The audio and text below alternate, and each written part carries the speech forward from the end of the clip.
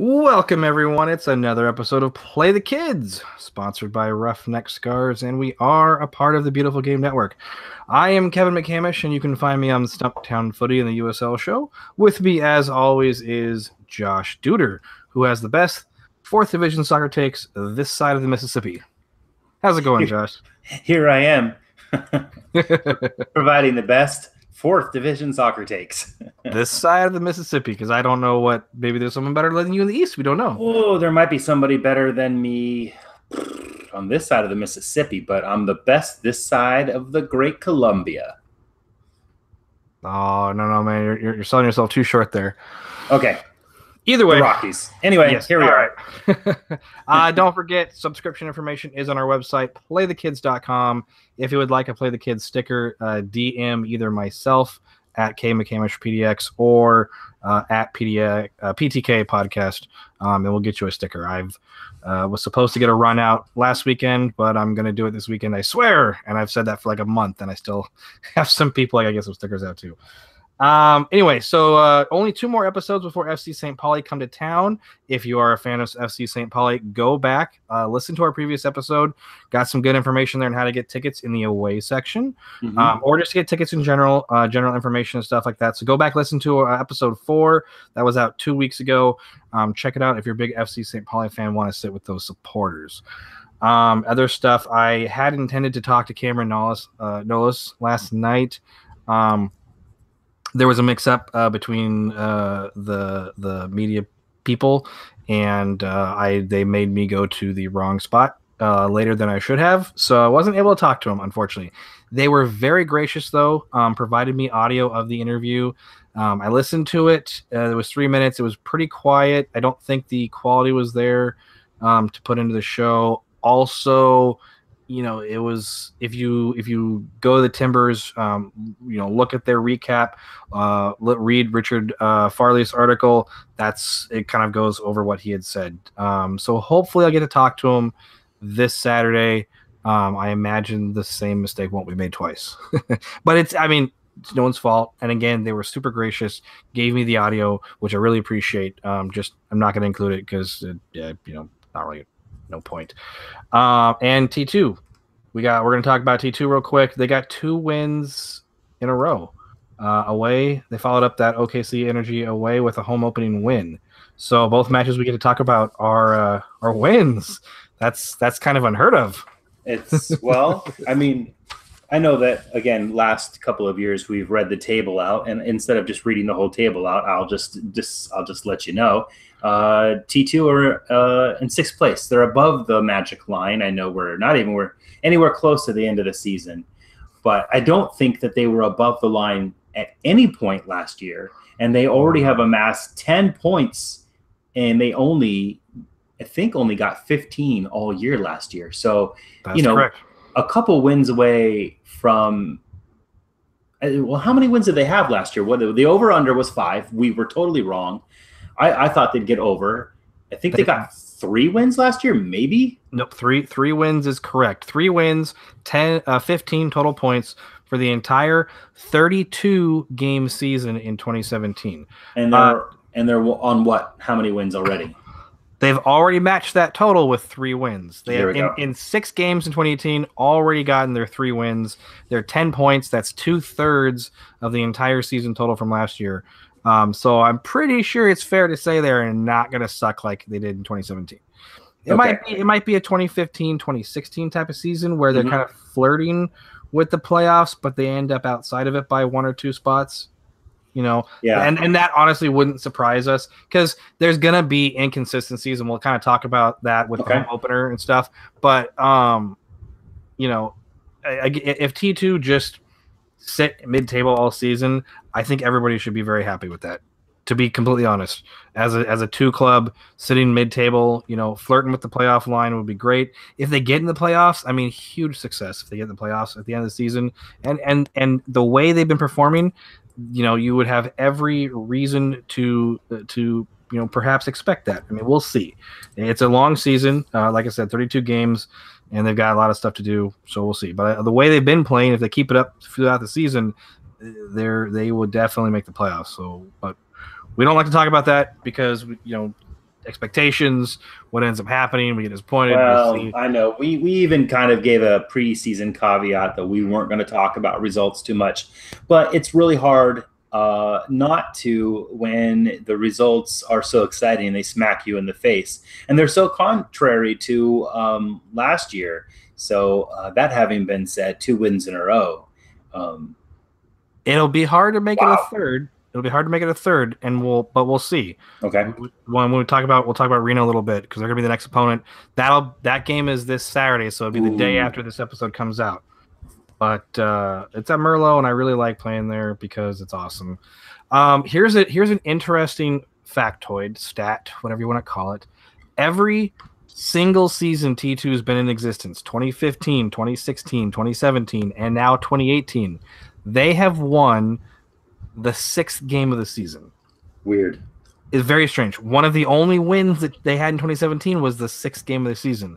2015, I think it was the 2nd win, or maybe they also had the 3rd win of the season. I can't remember, but our point total right now matches what we had in 2015, which was 10 points through 6 games. But again, regardless of how they started or how they finished, for whatever reason, they always won that 6th game. The flip side of that is that they have never won their 7th game. So they lost twice and drew once for that 7th game. So we'll see what happens against Reno. But anyway, we'll get into the wins real quick. Going a little bit farther back, I think it was just after we recorded our last episode, T2 finished up their road trip in Oklahoma, playing away to Oklahoma City Energy, and they beat them 3-0. As comprehensive a performance as I think we've ever seen from T2. It was stellar, absolutely stellar. And again, that's taking it as being on the road, a road performance. It was I kind of speechless, but it was seriously probably one of the better performances I've ever seen T2 do for the full 90. Augustine Williams, he had himself one hell of a game. He got 2 assists and earned himself a team of the week spot through that. So at that point in that game, after that game, he was leading the team with 2 goals and 2 assists. Before that match, we were talking about Foster Langsdorff a little bit, and how I was like, I'm not impressed with him at all. He needs to improve. This was the match where he showed, hey, I'm here for a reason. He impressed. He showed that he can, in fact, improve, do well. He got his first career goal, so that was awesome. Lamar Batista also scored his first career goal, and in his hometown. He's from Oklahoma City, so he's able to do that. He converted the PK that we got in the 84th minute to just pretty much seal that deal and ice the game off. So it's really exciting to see that, both of those guys get their first career goals. Other really interesting thing about this game, it was their 2nd consecutive shutout for T2. 3rd shutout in 5 games. So half of the games played this season have been shutouts in favor of T2. That is also really good. And it's not even that they just had a shutout. They also prevented Oklahoma City Energy from taking a single shot on target. No shots on target at all. McIntosh didn't have to make a single save. And that is the first time in the history of T2 that has ever happened. So not only was the attack thoroughly on point and focused for 90 minutes, the defense was thoroughly on point and focused for 90 minutes. And so both sides, from front to back, they all did absolutely fantastic, which is why it's a very comprehensive performance. If you want to see the best that T2 can probably be, go and rewatch that match, 3-0 away win Oklahoma City Energy. The attack had 9 shots total. 7 of those were on target. Absolutely fantastic. Babasi, Langsdorff, Williams, Arboleda, all of them really, really good. Fantastic win. And they followed it up with another win, home opener. That one, they made it a lot more difficult than it needed to be. It was a very interesting ending, more exciting than it needed to be. Some of those nice terms we want to use it for. Rio Grande Valley were coming to Merlot Field absolutely winless in their campaign so far. Not a bad team by any means. The fact that they scored 2 goals at Merlot and made T2 really earn their win, proves that they're not a bad team by any means. But they were coming into Merlot Field, having not yet won a single game. So the expectation that T2 is going to come to Merlot, where the fans are like 4 feet from the touchline, and people love to go there, and it's a better, more intimate environment than Providence Park. It's fair to expect that T2 is going to win, given their previous performances, which they did. But again, it was the scoreline was closer than it probably should have been. And the end of the match was more interesting than it really needed to be. But it's a win. A win's a win's a win, right? Right. So performances are no. I'm sorry. Is that where you're going? Well, I was going to say this is a game where previous incarnations of T2 probably would have not won. Okay. I mean, they went down in the first half. So they went down a goal in the first half. RGV put away a goal, a header off of a corner kick against the run of play. It was not they kind of like fell asleep a little bit there. And in probably in any previous season, T2 would have fought for it. Maybe they come back and get a draw. Maybe the game ends 2-2 or something like that. But previous incarnations of the team would not have done what they did in the second half to get the result. Basically, it would have been. They wouldn't have been as dominant, and therefore didn't give themselves as much of a cushion to kind of allow that room for when those mistakes happened in the second half. They still got that win. So that is a big difference from what we've seen in the past, is that this is a team where they gave themselves that cushion and got the 3 points, even though things that they didn't want to happen happened. As far as performances, I mean, Langsdorff and Jeremy both scored their second goals of the season. Jack Barmby played the second half. He earned and converted his PK. So those were the 3 goals we saw. All 3 of them coming in the second half. 12 minutes between the first and third goals. So that was in a portion of the match where T2 absolutely dominated the game. This is a team when they're on and the opponent lets them, they're like suffocating. They literally will just hold you in your end. They pass and they retain the ball, which I've not seen passing accuracy from T2 in seasons past, like they have now. The team plays with chemistry. They play well, and when they are on, my God, they absolutely dominate the other team. It was at portions of this game you're sitting there thinking like the possession must be 110% in favor of T2, because portions of the game again, because RGV still got 2 goals, but it was for the most part again T2 did very, very well. And this was a game where instead of saying hey, they dominated the opponent for 85 minutes but came out with a loss, they dominated the opponent for 80 minutes and still came out with the win. So that was good. Did you have anything you wanted to add before I continue on this? No, I was just really listening in. Okay. Yeah, I mean, Langsdorff getting himself a second goal, that's now 2 goals in 2 games. That shows he's adjusting, he's improving, and I think finally getting to show why he earned himself a homegrown player contract. And like I had said last episode, this is what I wanted to see from him. Like I was like, I'm not impressed with the way he's been playing. I need to see him score goals. I need to see him, improve his decision making, his positioning, his runs. He's done all of that in these past 2 games, which is fantastic. And again, to see Jeremy score goals is also really good because it's 2 players that are on first team contracts. They are finally starting to show that they can score goals and put them away in the USL. And if they keep this up, I will definitely feel very happy about the future of those guys potentially getting up to the first team and putting some goals at the MLS level. Because it's a different beast up there. So like I want them to make it look easy in USL. Both of them, like I said, both of them should probably spend their season with T2 and just put away as many goals as they possibly can. What I think we've got going on with Williams, Langsdorff, Ababasi, Arboleda is there's a lot of competition, and I think those players are pushing each other, and so we're seeing this improvement because the team is in a very good environment, a competitive and friendly environment. I think they're building team chemistry. Everyone's wanting to score goals. They're playing well. It's something we have not seen in T2 in their existence. it's a completely different way to look at this team.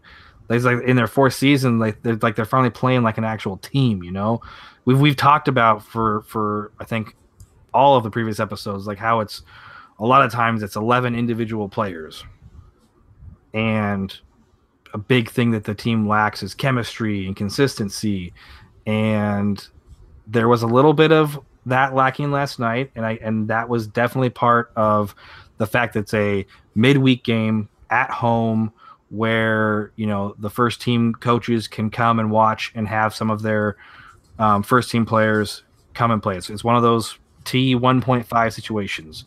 And that was definitely the case because they had Julio Cascante play the first 45 minutes. Dairon Asprilla play the first 45 minutes. Barmby came on for the second 45 minutes. So you got those players that are not going to be T2 fixtures getting some time. And especially with Julio Cascante, like, I want to see more of him. I think he's going to be a good defender. But, him and in the first 45 minutes, he was next to the player that jumped up higher than him to put the header away for RGV's opening goal. And I think he needs some more time, some more seasoning. But to put a new defender into a defense that was really clicking, I think is kind of a big reason why RGV was able to put away 2 goals. Batista was absolutely stellar again. Both at outside back and at center back. At the half, Julio Cascante was subbed off. Terrell Lowe was brought in, and Terrell Lowe took the outside back position, and Batista moved inside. And other than the fact he got a second yellow and was sent off in second half stoppage time, he was fantastic the whole game for Batista was. So there's lots of goods and bads in the game, but overall, it's they got the home opening win. Already got 3 wins in the season to tie 2017. So it's all fantastic, I guess, right? Well, yeah. I mean, because we're not going to get excited about results, right?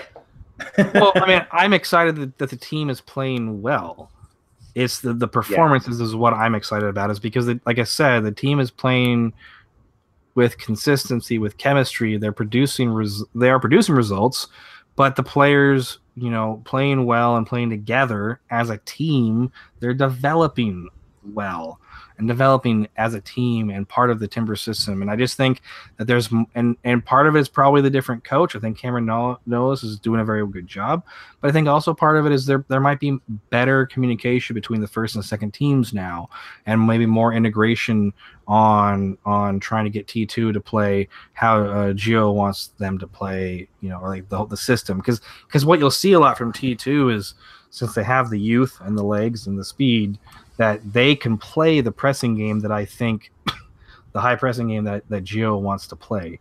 And it's when it comes off, it's really exciting to watch. So would love to see the first team kind of start playing that way. But we'll see how that goes. A couple other things about the match. The crosses that the team were putting into the box were really good. They were really good. Like I'm like, those are some damn good crosses. Problem is nobody was getting on the end of them. In the first half especially. But Batista was sending him some really good crosses. Jimmy Mulligan on the other side, some really good crosses. Once they got players getting in the right positions and getting on the end of some of those crosses, of course the goals come. Terrell Lowe assisted with a great cross onto Foster Langsdorff's goal, what was the game winner. So you had one academy product to another. That was really good. And Ababasi's really, really impressive strike came from, I think, a cross into the box, and it bounced off of either one of our players headed it back centrally, or RGV player didn't clear it. I can't remember exactly, but I think it was off of an RGV player, because there was no assist on Ababasi's goal. Either way, he was able to hit that close range inside the 6-yard box on the volley, just kind of like, not like acrobatically, but he was able to hit that on the volley where he's sideways, and he just put it like no one's going to stop that. The keeper could have been standing in front of it, and he probably could have knocked the keeper back into the net. It was a really good strike. And then obviously the most disappointing part about the game is the fact that we allowed RGV to get 2 goals. Batista got sent off in second half stoppage time. An RGV player did as well. Both of them were for second yellows. Both Batista and I think Zaldivar was his name, if I remember right. Sounds right. They both had yellow cards in the first half, so they were given second yellows. I don't remember if I had seen a second yellow on Zaldivar. I mean, you can obviously still get a straight red even if you have a yellow card. I understand that. But the actual statistics of the game state that it was a second yellow for Zaldivar. What ended up happening was right at the 90th minute, right at the strike of stoppage time, McIntosh was going down to collect a ball to prevent a corner kick, and Zaldivar, if that's his name or whatever, he was sliding in to try to get the ball first. He was late. McIntosh already had hands on the ball, but Zaldivar was sliding in with his studs up, and I don't think it looked like he had kicked McIntosh in the face, but I think it was actually just a knee that got into his face. Because I mean, if he was sliding in studs up and caught McIntosh in the face, I think McIntosh would have been bleeding, and that would have been a straight red card. If he's going in clumsily and late and hits him in the face with his knee, that's not as dangerous. And so that would be worthy of a yellow card but still, second yellow, you're off. And then Batista, just because when that happened, both teams kind of came together and started push and shove. And I'm sure Batista got in trouble for doing something in the scruff, in the kerfluffle, and whatever he did, he got himself a second yellow and he was sent off. So I'm not going to see him against Reno, but that's okay. There was a lot of players, T2 players that got rested, I think, for Reno. When you're playing 2 games across 3 days, Wednesday, Thursday, Friday, Saturday, 4 days, 3 nights, 4 days. Either way, it's a good time.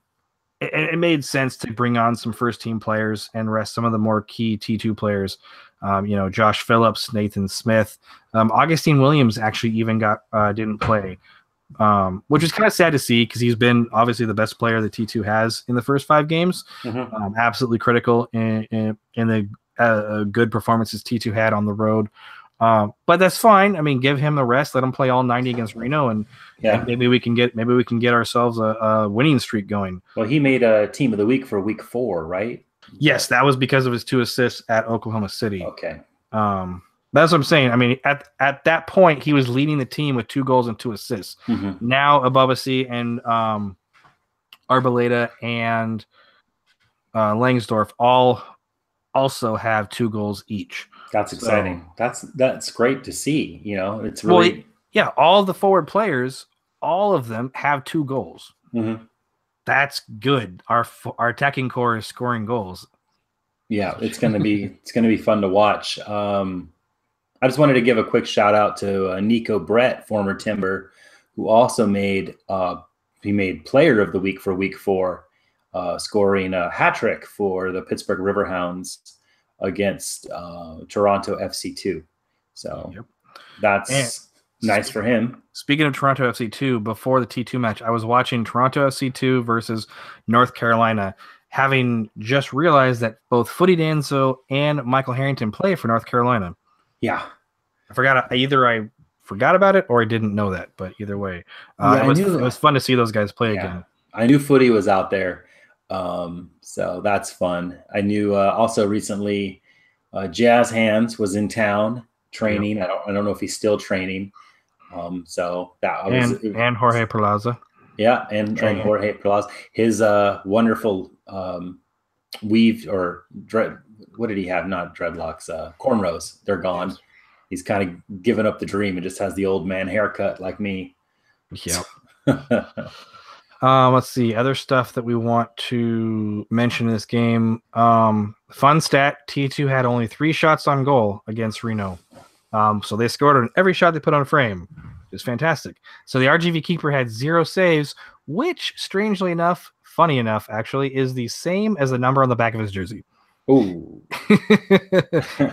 On the team sheet, his number was listed as 100, but on his jersey, during the game he had 0 in the back, and I just found it funny that the keeper who had 0 on his back had 0 saves. Hmm. Ha ha ha ha, Carson. You might say numerative determinism. I know Carson from Switch and Play Soccer, who covers the Las Vegas Lights and RGV for USL, is probably going to be listening to this episode, and so that stat is for him. Your keeper had 0 saves, and 0 was the number on the back of his jersey. Ouch! No, just kidding. Love you, Carson. Love you, Carson. But yeah. So anyway, and then the other thing that we got to see Derrickson Vuelto. Yes, all of 5 minutes. I want to see more. Just because 5 minutes is not enough to have any determination whatsoever. You can barely see the kid run. So we need to see more of him. I'm sure we're going to see more of him. Sounds like we just got the paperwork in pretty recently, and he's working up towards game fitness, from what it sounds like. So I would expect to see him as a sub against Reno, probably earlier rather than later. That would be my expectation. We'll see. We'll see how that goes. But I mean, based on 5 minutes, like, I want to see more. Mm-hmm. That's good. I don't want to see less. I want to see more. So how can we see him? Oh, do we want to talk about that now? We can. Okay. I don't. Yeah. This was the first game that T2 played. The home game, I should say. The home game at Merlo Field was the first game that played with the new ESPN Plus deal. So if you're unaware, the MLS Live has moved to ESPN Plus, and USL Soccer has moved to ESPN Plus. By the time you are listening to this, I guarantee that the free trial offer for ESPN Plus, where you can try it out for a month, has expired, because it either expired yesterday, the 18th, or today, the 19th, when we're recording, and I don't know which. But by the time this goes live on the 20th, that's a moot point, because it will be expired. But yeah, so that costs $4.99 a month, so $5 a month, or $50 a year. Certainly, you can see a lot of other stuff, both MLS and USL. USL has no blackouts. MLS has the same blackouts. So It's not going to be useful for you to watch your Portland Timbers. And you can see the English Championship, and then a whole bunch of like college sports and some baseball stuff, I think.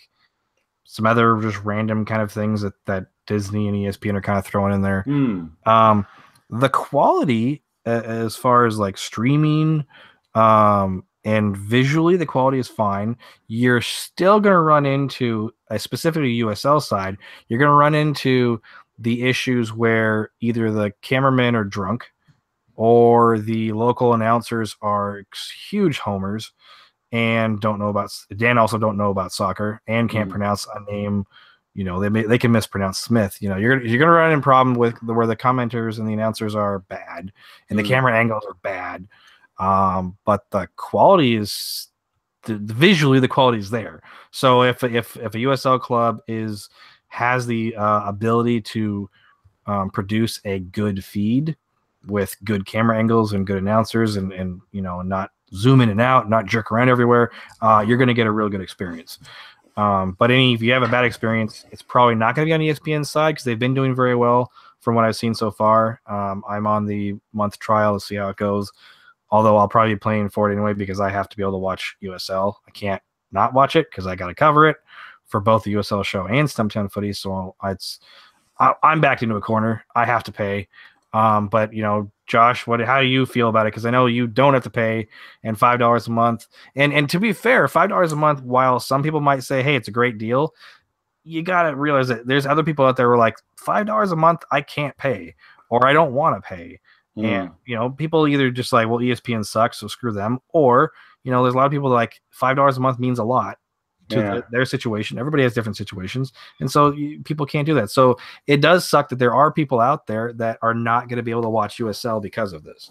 Now, can they not watch it all? So are the games being archived only on the ESPN Plus, or are they being backed up and archived on YouTube so you can go back and watch, you know, the last match? So if I wanted to go rewatch the last 2 wins, if my curiosity is piqued as a listener, now I want to go back and rewatch. Can I only watch T2 on ESPN Plus, or can I go watch full matches on YouTube? That's actually a good question. You can watch full matches on YouTube still. Okay. Everything prior to April 12th, both for MLS and USL, prior to April 12th, that's all the same as it was before. So with USL specifically, everything that was on YouTube is still on YouTube. After April 12th, ESPN will have highlights. I think the highlights might also be on YouTube, but you have to wait either 24 or 48 hours. Mm. And then full match replays will be on ESPN Plus for 7 days. After 7 days, after a full week, then they will get moved over to YouTube. Oh, okay. So you can watch USL for free and be a week behind everybody else, which sucks because it's live sports. Yeah, that is not fair, and why I don't particularly that's not something you can really claim, like, oh, you can of course still watch USL. But if you're a week behind, then what's the point? Because if you're that into USL, then you're gonna know the result, and that really kind of sucks to watch a game and know the result if you actually want to watch it and enjoy it. Well, it sounds like I'm just gonna have to drop the $5. It's if it's a burden for some people, that's unfortunate.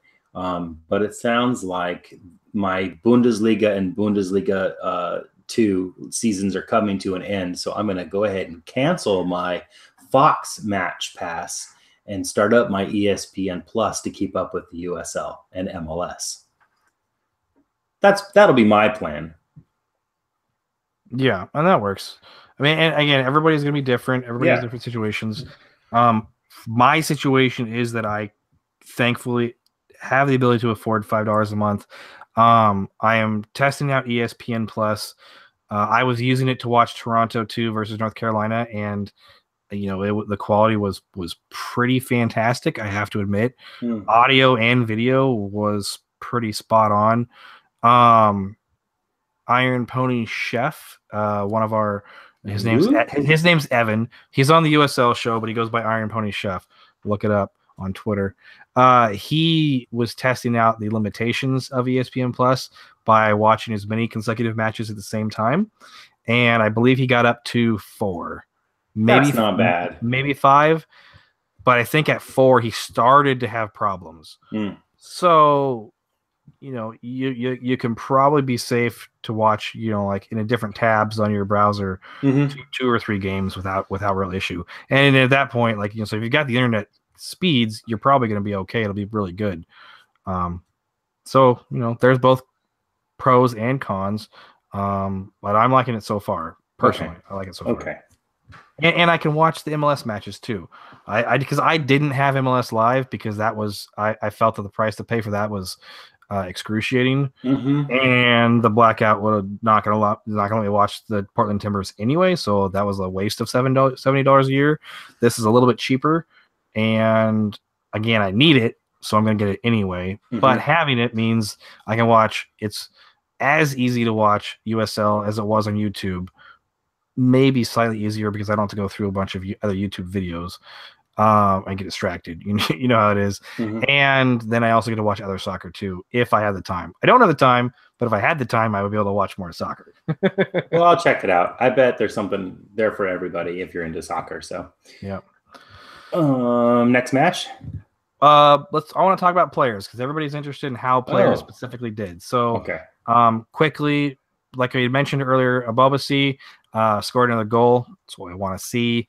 He's a striker. He deserves MLS minutes. He did very well in the 315, 17 minutes he got last season. And the more goals he puts away at the USL level is the better chance he's going to have of returning to get more MLS minutes. So he's doing well. Both of his goals have been pretty fantastic. A good header, cleaning up his own rebound, and then last night's pretty wonderful close range strike. So he keeps it up. What I've seen from him is good runs. He's in good positions, and now he's adding to that the ability to finish. So that's good to see. He gains more confidence. He'll put away more goals, and then we'll probably see him in MLS before too long. So other players you guys were definitely going to want to keep an eye on. Lamar Batista, he continues to impress. Got his first career goal in his hometown versus Oklahoma City, as we'd mentioned. He's also been very stellar defensively. He's getting forward as an outside back and putting in really good crosses.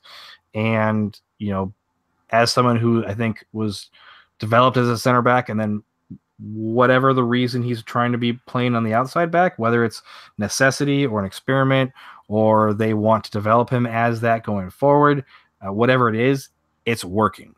I like it. So despite the second yellow for defending his keeper, I'm not going to dock him for that at all. He'll get to rest when when Reno comes to town. So I'm sure he'll be right back into it after that, continuing to develop and being fantastic. So you won't see him against Reno, but the next home game when Sacramento come to town, you'll probably see him, and keep an eye out because he's one of the better defenders in a very good defense so far, which is something I don't think I've said about T2 in 4 years. We have a good defense. Eric Williamson, also another player you gotta keep an eye out. He continues to shine in midfield.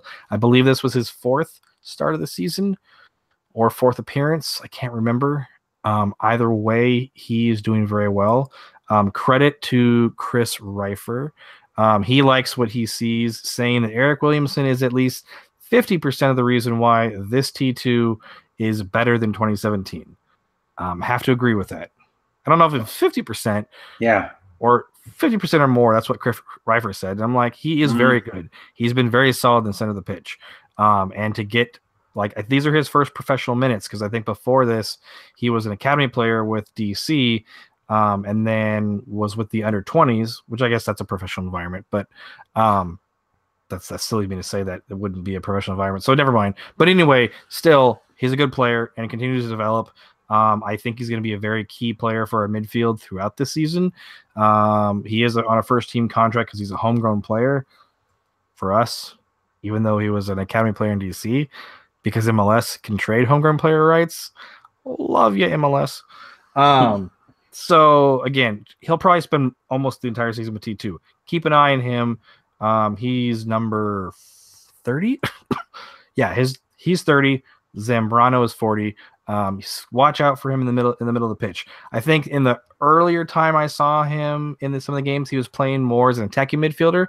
This game against Oklahoma City, RGV, he was actually playing more centrally, not advancing forward, more like an 8, kind of box to box, but pretty much was there to distribute and retain possession and kind of control the tempo in the center of the pitch. And he did a really good job with that. Very exciting to see.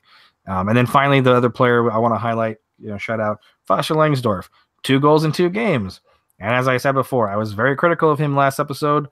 He obviously didn't listen to the episode whatsoever, just went out there and did his thing, and he's turned it around in 2 games, getting goals. He's looking better.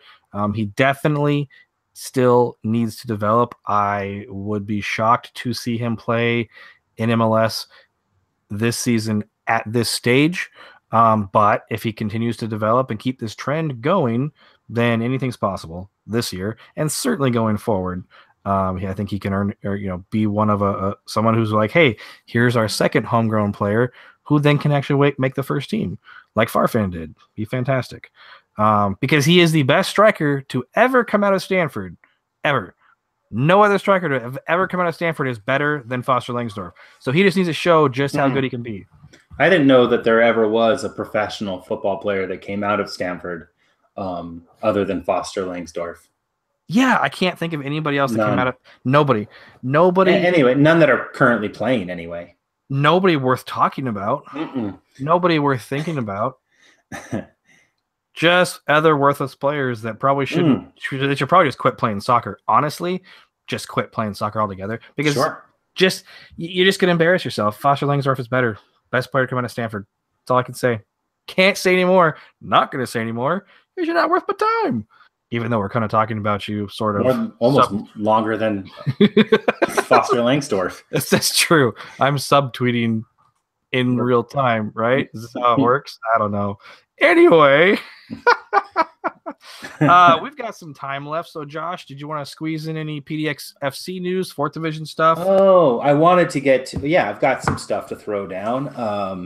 I just wanted to talk about Reno 1868. They're in last place for what that's worth this early in the season with 1 point. They I'm going to get there. Are you? Okay. Yes, we'll get there on the next 2 home games. Okay. So PDX stuff or 4th Division stuff, you get that in, and then we'll finish off by telling people what's coming up.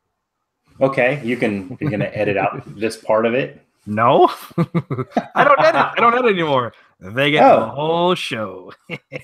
Well, pardon moi. That's okay. Let's do it. So let's start with the 4. We've got 4 Oregonian 4th Division teams, and I'll start with FCM Portland. They opened their season at OSAFC in Seattle, and then their first home match is May 19th at 7 p.m. versus PDX FC at Buckman Field. Of course, mentioned last pod, I think, former Timber Products Stephen Evans. He played for PDX FC last year and now is going to be lacing up his boots for FCM Portland. For Lane United, they open their season May 14th versus TSS FC Rovers. But before that, they have one last set of tryouts, and they are on April 21st.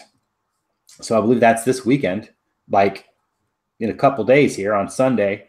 There's a $60 registration fee. It'll be at the Les Schwab Sports Park.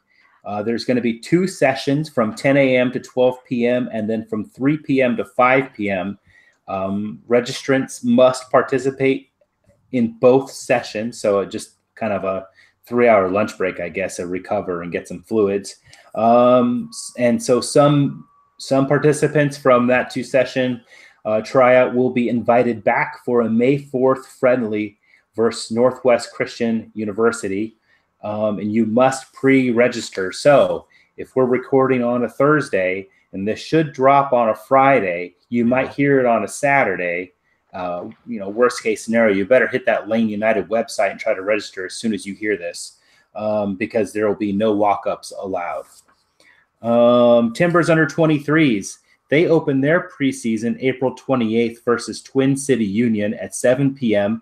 This is not at McCullough Field. Instead, it's going to be across town. Check their website for location and ticket information. It'll be hosted by Vagabond Brewing. Beer will be served at the preseason event, and tickets are reasonably priced.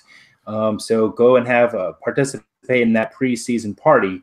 They open their season against TSS FC Rovers up at Swangard on May 18th at 7 p.m. But before that, Timbers under 23s will play in the U.S. Open Cup versus Kitsap Pumas in Salem, May 8th at 7 p.m.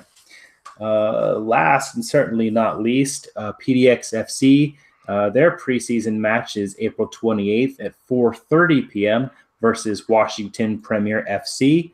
The name of that team might have changed from the last time I talked about this, because they merged with 2 different clubs merged. So it's now Washington Premier FC. And they open their season, of course, May 12th at Concordia University's Hilton Community Stadium versus Kitsap Pumas. Nice. And then my whole family will be there for that opening. So cool. Oh, that will be, I look forward to it. Absolutely. Now, I also forgot, I was just checking questions. We have a lot of questions. So I would like to try to get to some of those before we need to go, since we've got 18 minutes left. So real quickly, I apologize to kind of cut you off there, but we've got 2 home games coming up before the next episode. So the next 2 games we'll talk about will be the game this Saturday versus Reno 1868 FC. That's at Merlot Field. And then Wednesday, May 2nd, we'll be taking on Sacramento Republic at Providence Park. Both are going to be much better opponents in quality than Rio Grande Valley. So Reno, they have yet to win a game. like RGV, but they definitely have high quality players on loan from San Jose, such as Chris Wehan in midfield. If Chris Wehan plays, Reno are extremely dangerous. If he doesn't, they are less dangerous. So we'll need to see what his status is ahead of Saturday's game. Their last game, Reno got blown out 4-0 at home by Colorado Springs, who, Colorado Springs is a mid-table team, playoff bound likely, but they're not top. They're not like going to be a top of the West type of team. So the hope is we can win this game against Reno if they got blown out 4-0. Can't take them lightly though. They will put up at least as much of a fight as RGV did, if not more. So it's gonna be a tough one. It's gonna be one where T2 can't really afford to make mistakes. They need to stay focused. If they can do that, it's at Merlo Field. There's no reason to think they can't win and take all the points. But like I said, Reno not to be taken lightly, and anything can happen because it's soccer. They also gave up 4 goals their opening night to Swope Park Rangers. They also scored 3 goals that night. So they have the capacity to score, but I think their defense is a little soft. There's a good chance if everything's clicking for T2. Exactly. Yeah. If our attack is clicking and our defense stays focused, we should win. If we make mistakes or lose focus, Reno can get goals. They can give them up too, as we've seen. So it might just be a high-scoring affair, and whoever gets the most goals is going to win. But you can say that at any game, right? Whoever gets the most goals goes home with 3 points. That's kind of how the sport works. I know we're pressed. We're pressed for time on some issues. I just wanted to say that this would be a nice homecoming for Brent Richards. He's going to be coming back to play here. Seth Casiple is also on Reno 1868. I don't know how much time he's getting, if we'll see him on the pitch. I think he's been starting. I think both of those are starting players. Yeah. And then Christo Michelson, for those Timbers under 23s fans and Lake Oswego fans, Christo is a hometown boy, played for the Timbers under 23s and made it all the way to USL. So this is, a big deal. It's great to see a guy that I went out to Salem to go cheer for last year. He's going to be coming in as a professionally paid player that's bringing home a paycheck to do something he loves. So shout out to Christo. Awesome. Sounds good. And then, like I said, after that will be Wednesday, May 2nd against Sacramento. Sacramento are still good this season, undefeated. They are 3-0-0 at home and 1-0-2 on the road. So 1 win, 2 draws on the road, undefeated, all the wins at home. So without a single loss yet this season, it will be a challenge to win. Nothing that T2 can't handle, especially what they've shown this season. It's going to basically be another great opportunity to kind of test where T2's at. Very similar to the Monarchs game, Monarchs being easily top 2 in the West. Sacramento's probably up there, top 4 or 5. And this will be at home. So, T2, again, if they play at their best, they can win. They can play against anybody. But if they lose focus, Sacramento's a team that will punish them, and they can get a win or a draw on the road. So we'll see how that goes. So some questions, a lot more than I thought I had. We'll get into this, go through as quick as we can.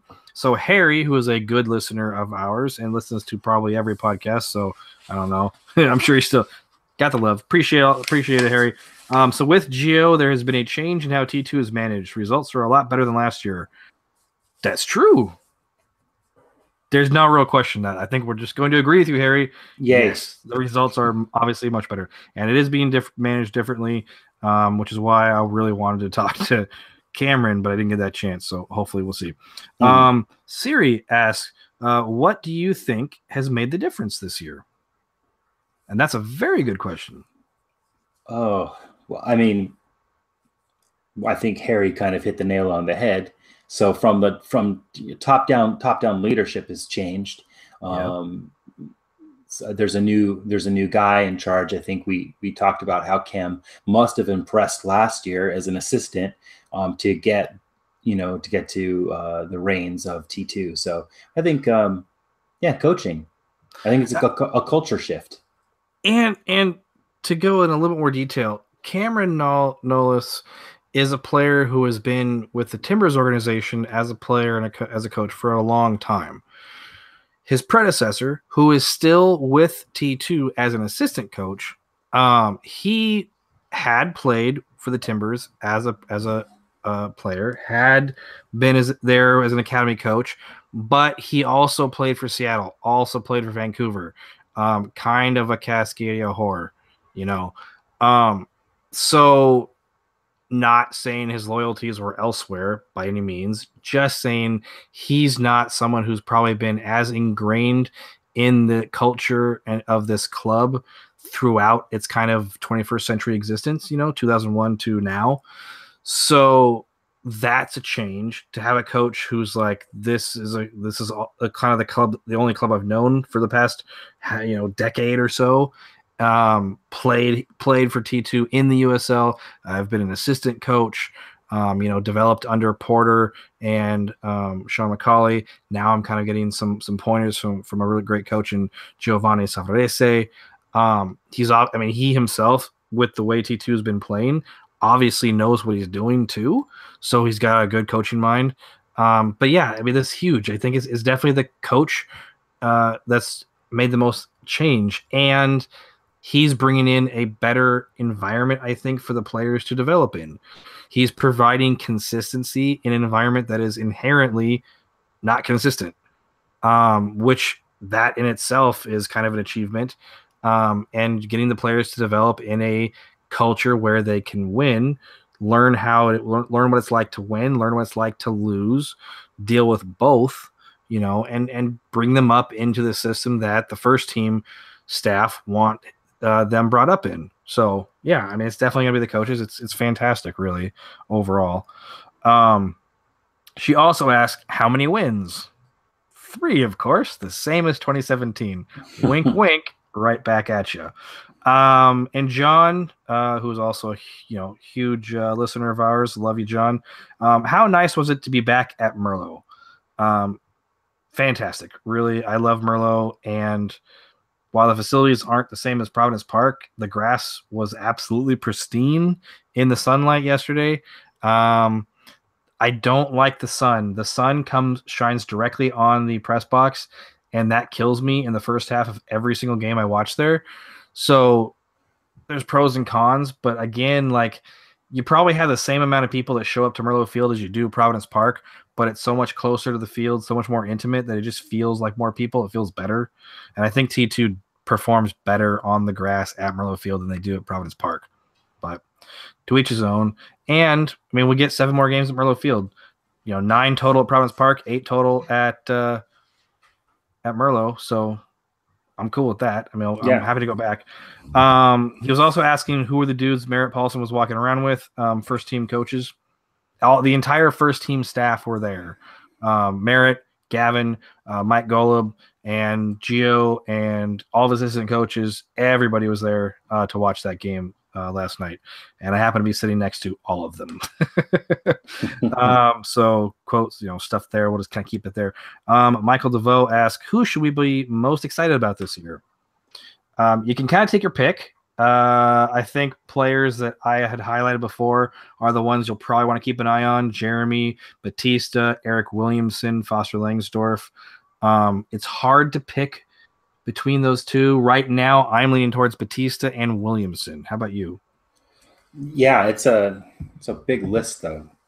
It is. Yeah. It's a lot bigger than it was in 2017. I can tell you that much. Yeah. It's totally different. It's a totally different feel. I think it's almost wait and see still. So yeah. Okay. But it's waiting and seeing who's going to earn MLS minutes this season as opposed to next season, whatever. I mean, I don't know if anyone's going to. That's hard to tell. Again, the season's early. They could have a complete and utter collapse and suck the rest of the season. Yeah. Although even if they lose every other game the rest of the season, they're still going to be better than they were in 2017, right? Yeah. But anyway, so yeah, I mean, you can kind of take your pick, but like I'm going with Williamson and Batista, kind of cheating, giving you 2 players, but those are my 2 for right now, and that could change. as these players continue to develop, and just getting to see that they are in fact developing. I haven't seen Derrickson play for more than 5 minutes. Maybe if he plays 45 minutes, I'm going to be like, nope, screw everybody else. I'm Team Derrickson. We'll have to see.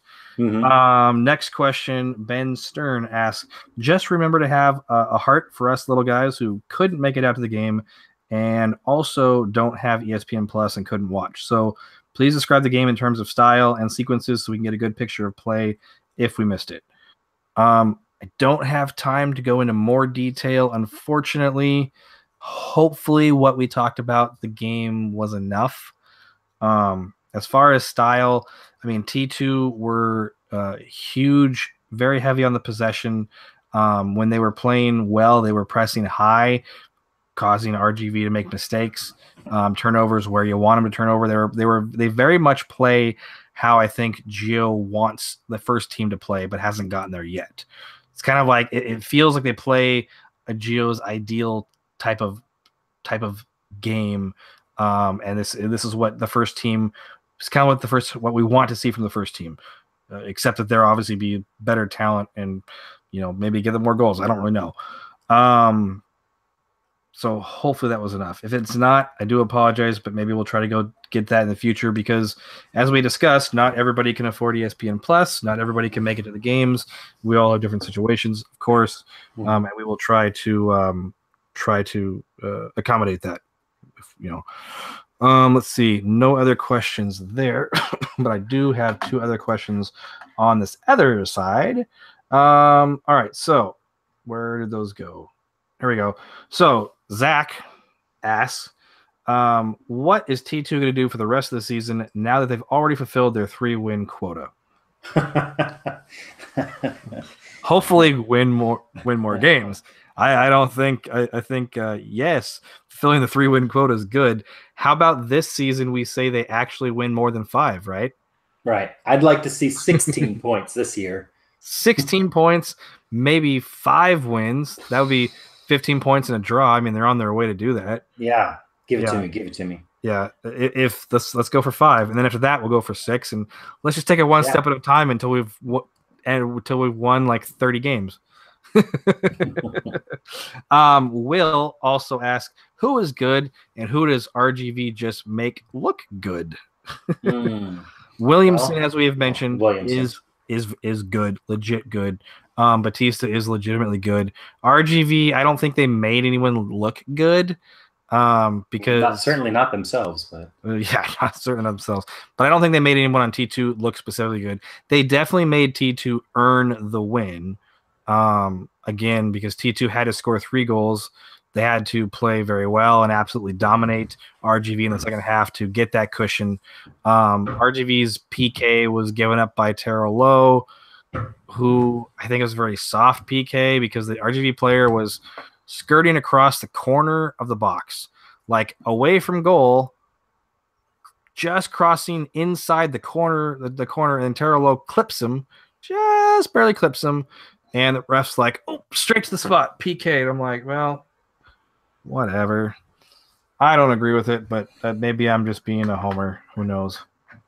So, homer. So I think that is all the questions we've gotten. If I've missed any, I do apologize. Keep sending them, and we will try to answer them as the season goes on. Who do we have there? Harry, Siri, Ben, Zach, Will, John.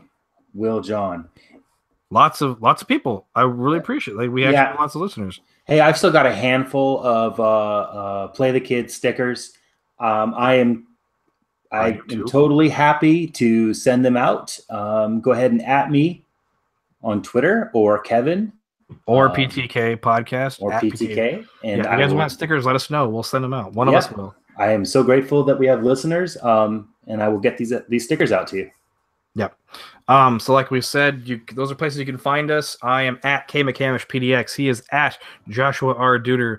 We are at PTK Podcast. You can also find me sometimes at Stumptown Footy. You can also find me sometimes at the USL Show. That's all on Twitter. You can find myself online at www.stumptownfooty.com, www.playthekids.com. And because we are part of the Beautiful Game Network at bgn.fm. So don't forget to subscribe. And also go and take a look at bgn.fm. We have a really amazing shows out there. I just want to make a shout out to Whoa Mongols. They cover the Pittsburgh Riverhounds. Mongols is the show that also covers the Pittsburgh Riverhounds. They cover it from a male perspective. Whoa Mongols covers it from a women's perspective. So it's a fantastic. Both of those are fantastic shows. Catch them both. But I love like the dichotomy that they have in them between those two shows. Different perspectives. Absolutely fantastic. Football Foundry is also part of our network. Soccer Takes, Texas Soccer Radio, and we have a new edition that you absolutely must check out. I highly recommend it. It's called Backyard Footy. And it's hosted by current pro soccer player Hugh Roberts, who's on the Pittsburgh Riverhounds. It's a podcast that it gets in a behind-the-scenes look at being a professional soccer player. So absolutely check that one out. bgn.fm, tons and tons of shows on there now. Backyard Footy is the one to look at. Hugh Roberts hosts. Again, Whoa Mongols, Football Foundry, Soccer Takes, Texas Soccer Radio, the USL Show, and of course, Play the Kids. We're all out there, so take a look at all that stuff. And of course, don't forget, thanks to our sponsor, thanks to our sponsor, Roughneck Scarves, official scarf supplier of MLS, USL, and US Soccer. So be sure to get your custom scarves for your group or your team or yourself at roughneckscarves.com. And of course, thanks to Beautiful Game Network, where you can find us and all those other shows I talked about on playthekids.com. Don't forget to subscribe. Absolutely appreciate everyone's support for listening and just being generally good people. So thank you very much.